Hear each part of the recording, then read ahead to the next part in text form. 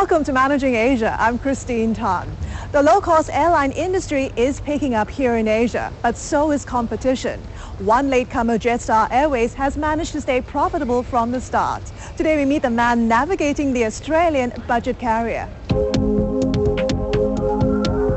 Alan Joyce is a high flyer in every sense of the word. He's familiar with airports, flying at least once a week to oversee his company's operations. He's the CEO of Jetstar Airways, the low-cost subsidiary of Australian Airlines Qantas.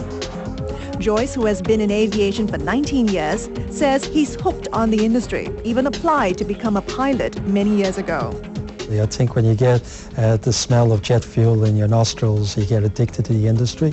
I've now been 20 years just about in the industry, started straight out of university and have never looked back. We have a benefit, we believe, with new aircraft. Joyce didn't make it as a pilot, but his career took off. He worked for Irish Airlines Aer Lingus before joining Australian NZ Airlines in 1996. He left a year before it collapsed to join Qantas. But NZ's demise made a big impact on him and the country's aviation industry.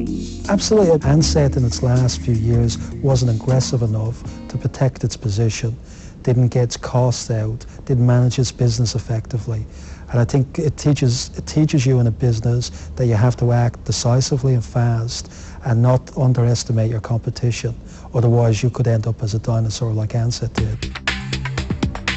Joyce's big break came when Qantas appointed him to set up a low-cost subsidiary in 2003. We went in very skeptical because no full-service airline had ever successfully set up a low-cost carrier. So a bit of apprehension, but great excitement at the opportunity that it created. And it was something you have to grab when opportunities like that only come across your life once, and it's something you need to grab when it does. In May of 2004, Joyce launched Jetstar Airways. He had built a business model from scratch, tapping on the experiences of seasoned players around the globe. We went through every low-cost carrier that we could research, and we decided to look at what we thought were the best examples of the best low-cost carriers in the world and try to learn from them. At the same time, we took all the failures, particularly the failures that were set up by full-service carriers, and tried to learn lessons of what went wrong so we didn't repeat them. We knew we had to be the lowest cost operator, and we targeted 10% cost level below Virgin's. So how did we do that? We said, well, let's look at every aspect of the airline and figure out how we can get an advantage. We developed what we call production-driven scheduling, where the aircraft returns to its home base every night, and the aircraft is on minimum turns, so we maximise the rostering of crewing and the aircraft. And today, we think our cost base is 15 to 20% below Virgin's. It's grown every year since our operation. You talk a lot about crew, but one big part of how you managed to control costs was to keep the wages of pilots low. That met with some opposition from unions who said that this was eroding pay and condition. How did you deal with this very sensitive issue? Well, one thing I'd say, it wasn't keeping the pay of pilots low. I think we pay the pilots a fair amount, and some of the salaries, a captain in Jetstar still can get paid by flying over the 75 hours a month when he gets overtime, still can get paid close to $200,000 a year. So these unions are very demanding. But they are, and Qantas pays a lot more for the same aircraft. But our view was always that Qantas was overpaying, and that was a legacy issue over a period of time, and the market was very different. And we were very engaged in our pilots. Most of our pilots came from two organisations, Impulse Airlines and NZ Airlines. And they knew what it was to go through a failed organisation that was out of business. Our chief pilot, as an example, when he came from NZ, massive amount of experience of flying the A320, which we fly. When NZ went bust, he was gardening for a living. He was mowing lawns and he was dumping grass into containers. He did that for a number of months, couldn't get a job. When Jetstar started and we pay decent wages, decent opportunities, he was so engaged to get back into the employment field, as most of our pilots are. So how did you get the unions on your side then in the end? We ended up going around. We do roadshows all the time to our staff. We communicate to the staff about what the competition's like, why we need to be competitive on cost, why our market dictates to us that we're not competitive on cost, we could be out of business. We explain to them the logic of the returns that we need to get for shareholders for investment. We explain to them the opportunities for growth, and they're a sensible bunch of individuals, clever individuals. They listen, they understand your logic, and the persuasion of argument and discussion and getting them engaged in the business is the way that we've always moved forward. Since its launch, traffic has surged, gaining more than 15% market share within Australia. Joyce attributes a large part of Jetstar's success to its independence from its parent carrier. A lot of the failed low-cost carriers set up by full-service carriers failed because they didn't get the right cost base, and they ended up compromising. We called it death by 1,000 lashes.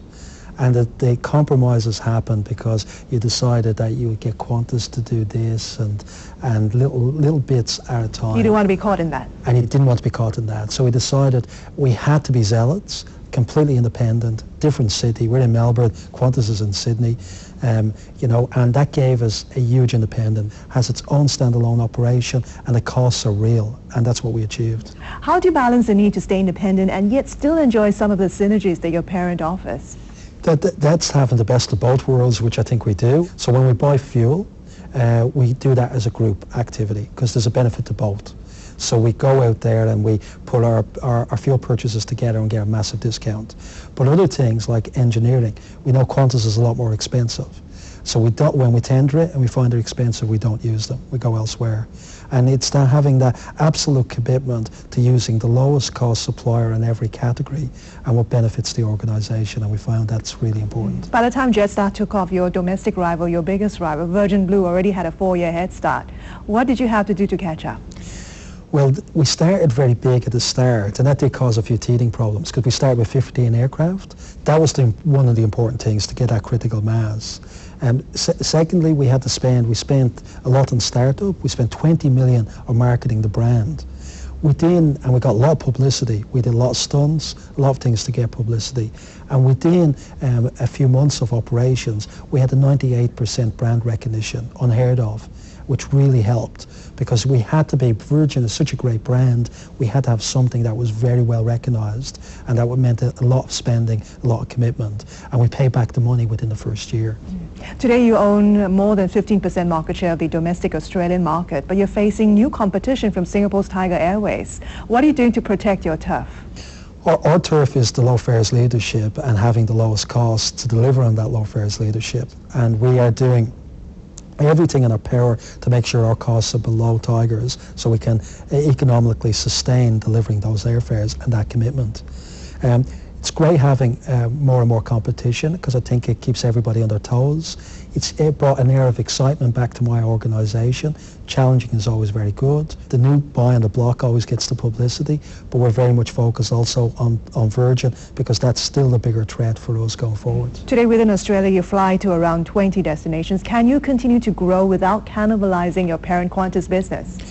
Yes, I think over the last few years we've discovered with the flying committee, which is a relationship of how the two airlines work together to decide on routes, we have figured out how to use both brands. Sometimes we've made a mistake, like we used both brands on Hamilton Island and it did cannibalise Qantas, and Jetstar wasn't making money, didn't work. Qantas is no longer in Hamilton.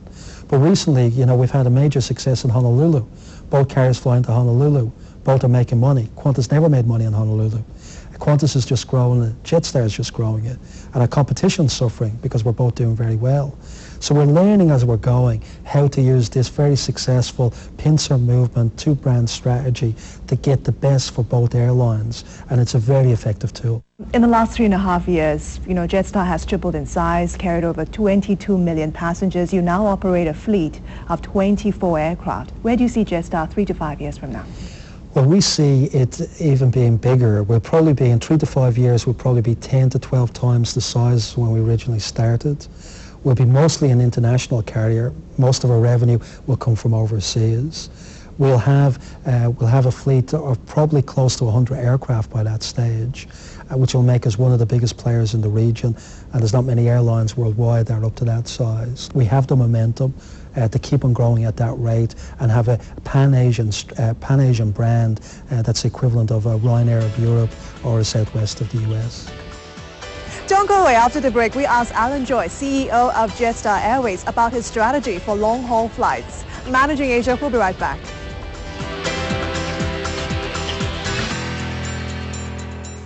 Wolf 721, left intercept the final bearing 222. 730. At the heart of Chinese medicine is balance. There's yin and there's yang. There's heat and there's cooling. There's prevention, there's cure. Today, estimation has been enhanced with accuracy. We've taken tradition and given it a future. And to your life, we've brought Yu Yan Sung.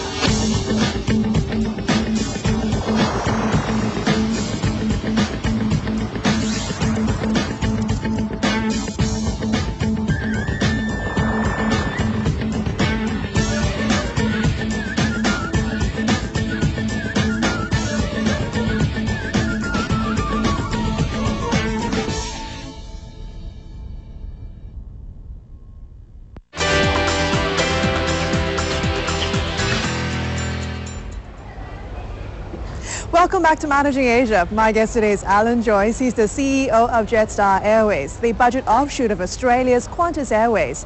2 years ago, Jetstar launched one of the world's first low-cost long-haul operations.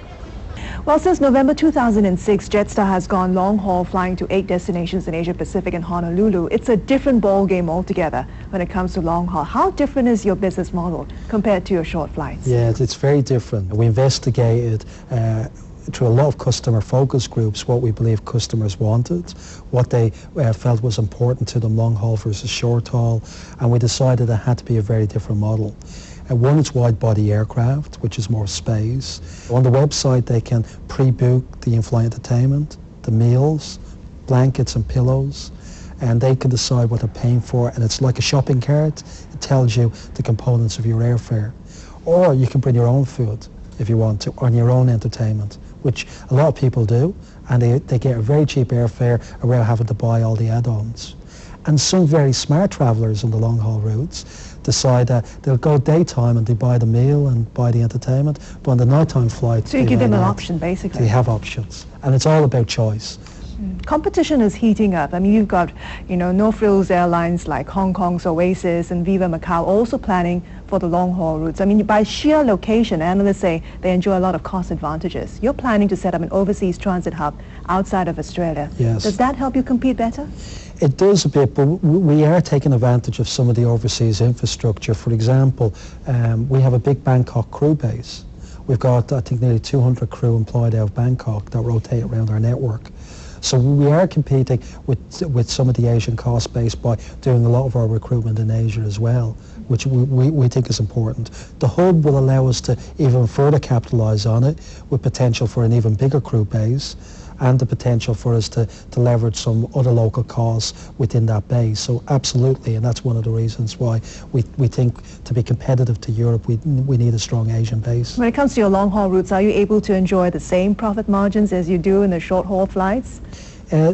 Not now, not at the moment, because there is a maturity of both markets. It took us a few years to get the profitability of short haul to where it is. But we're very pleased with long haul, not the same level of profitability, because it's a younger business in terms of its process at the moment. But in our first year, from November to June, first financial year, we're budgeting a loss of 12 million.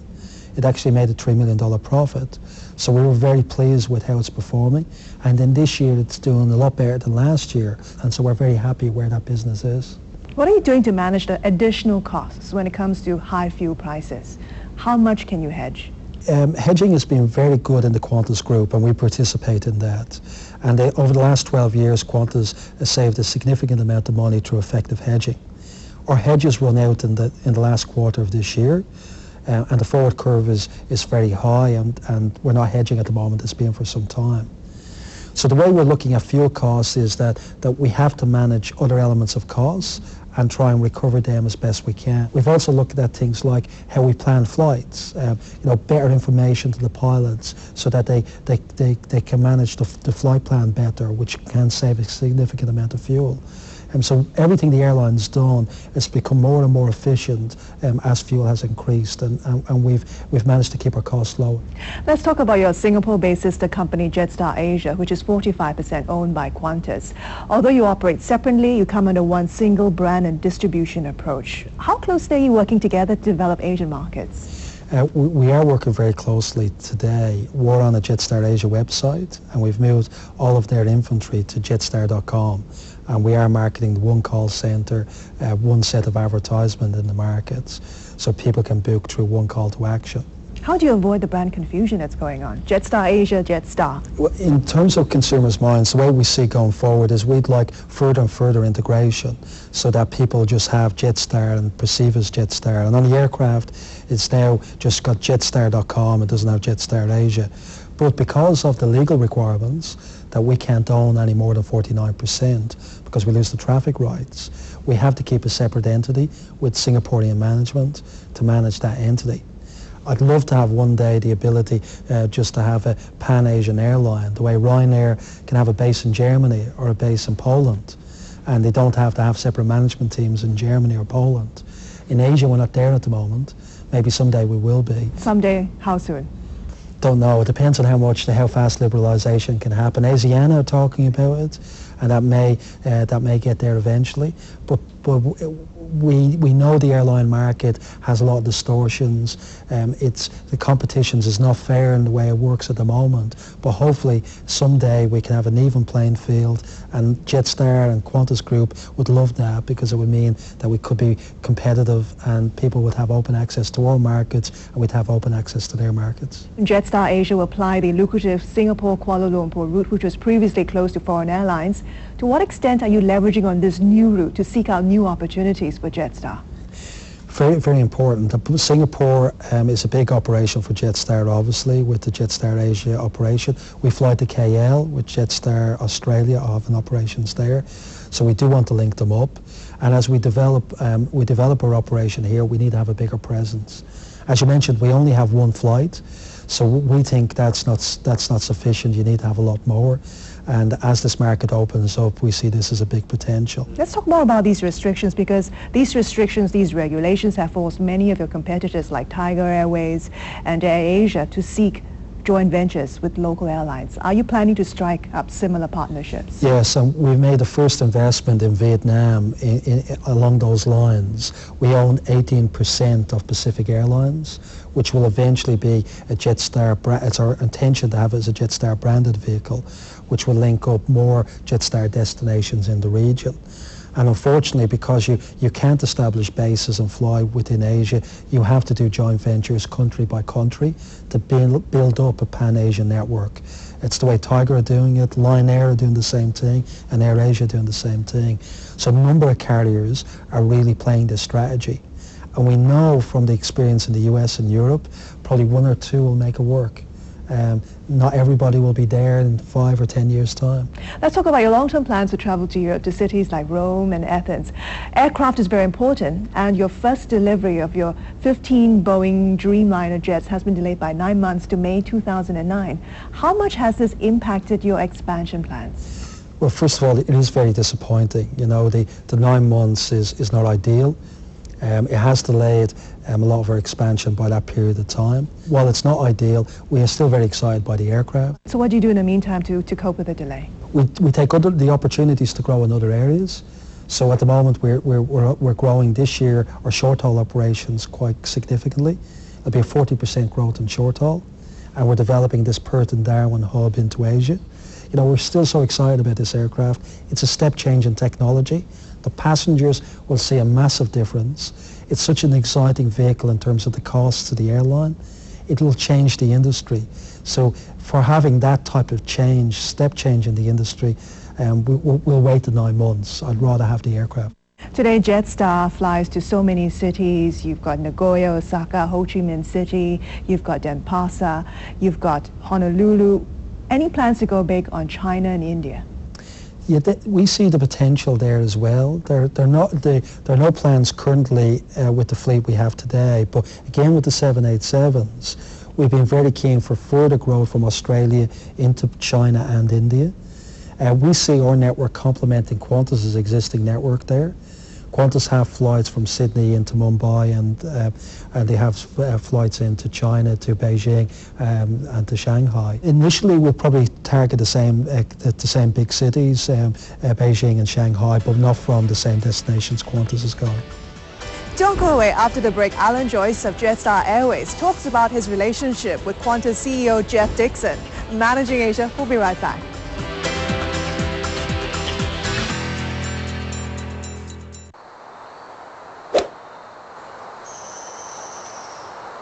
We are a manufacturing company.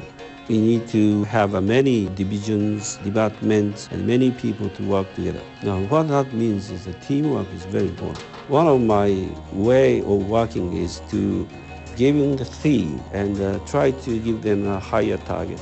What we are trying to do is creating both teamwork and problem-solving capability. As long as we have those capabilities, whatever the issue comes up, member will have the courage to tackle.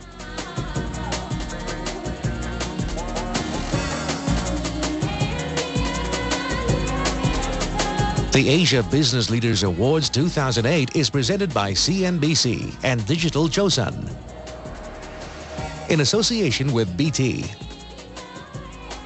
Brought to you by Cook Sundang and SK Energy and the following partners.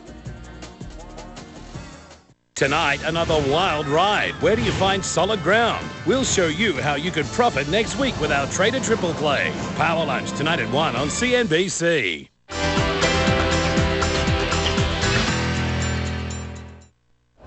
Welcome back to Managing Asia. My guest today is responsible for getting Australian budget carrier Jetstar off the ground. He is airline veteran Alan Joyce. You report directly to Qantas CEO Jeff Dixon. How much autonomy do you have in making key decisions? It's a very good relationship with Jeff, and Jeff, there's some decisions that we make as a group and some decisions that are made locally. For example, the decisions made on a group related to the network, we use a flying committee that decides what's the right decisions of who flies where and when there's a dispute. That process had a lot of tension at the start, and I think it works very well today. Jeff sometimes acts as King Solomon. You know, he has to divide the baby in half sometimes, and he acts as which is the best way to go. And we use Jeff a lot for escalation of issues that we can't resolve. How hard do you have to fight to get to the routes that you want? Today it's a lot easier than it was at the start, because usually there's absolute agreement on who should do what and what the growth should be. Occasionally when there's this dispute, we do have a lot of debate. I think that's healthy. I mentioned Hamilton Island. You know, we were debating whether we should be using both airlines on Hamilton Island, and Qantas wanted to re-enter the market after Jetstar was operating for a while. We thought that was the wrong thing to do. Qantas thought it was the right thing to do. They tried. We agreed. Typical, probably on that occasion, was a compromise. Qantas agreed to try for a while. Came on, tried it, didn't work, and withdrew it again. Did you tell him I told you so? No, I never would say things like that. You're Irish. Yes. You graduated with a Master of Science. You Yes. majored in physics and maths. Spent the Yes. last 19 years in the airline industry, 10 years in Australia. Yes. Describe your management style. What are you like? For me, it's important to bring a team together and have good debates on which way the organisation should go. Have people that are engaged, that are passionate about the business. Have people that are willing to take risks, calculate risks. And then if things go wrong, we don't do witch hunts in Jetstar. We very much have the philosophy of the 80-20 rule. You know, you'll get right 80% of the time and we'll get wrong 20%. What did you get wrong? I'll give you an example. We had a system of offering people upgrades on the web to Star Class that took a sister airline or a partner airline 2 years and a big document that thick to design how to do it. And they gave us some information about how they did it. Our guys did it in 6 weeks, and we did it probably with a 2-page document. Didn't work perfectly on day 1. Had a few teething problems, but by day 5 it worked perfectly well. Now I'd rather have the short development time, the 2-page spec document, and have a few days of complaints and then get it right, than wait the 18 months and get it perfect at that period of time. And that's our philosophy, that we have the 80-20 rule. We're fast to market. When we do things wrong, we fix them and move on. We don't stick by something, and we swallow pride when we have to. And that means a fast-moving organisation that can adapt. You're in charge of 300 pilots and 1,300 employees. How do you motivate and retain talent within the company? It's very important to get it right from the start to the end. So what we start with is the right selection. For example, cabin crew, we take all the cabin crew through a five-phase selection process that looks at how they interact with each other, how they act as teams. We get our management involved in selections. We get them to the group interviews and problem solving. Then once we got the people in, we very much concentrate on communication. When things go well, we reward the staff. When they won the world's best low-cost carrier, all the staff got a free international flight on Star Class for $100, which covered taxes. And finally, as an Irishman, I understand you've adapted well to Australian culture. You drink Aussie beer, you watch Australian rules football. Are you more Australian now than Irish? I still hate cricket. You know, Aussies love their cricket. I hate it with a passion, and that's a big Irish thing. It's a great country. Australia is, they call it the lucky country in Australia, and I think it's very much so. A great amount of people, the closest you could get to Ireland, but with the good weather. So I enjoy living in Australia, enjoy the culture, enjoy the people. And I hope when I retire, I can spend 6 months in Australia and 6 months in Ireland, Ireland in the summer and Australia in their summer. That'll be the best combination. For now, ever think of going back home? Of course, your family and friends are back there, and home is where the heart is a bit, and Ireland is still pulls the heartstrings for me. It's still part of my being. But I love Australia and I love both countries, and I'm looking to work for an airline because I can fly between both of them. And I've been speaking with Alan Joyce, CEO of Jetstar Airways. Hope you've enjoyed the program. Join us again next week for more on the challenges of managing Asia. I'm Christine Tan. Thanks for watching.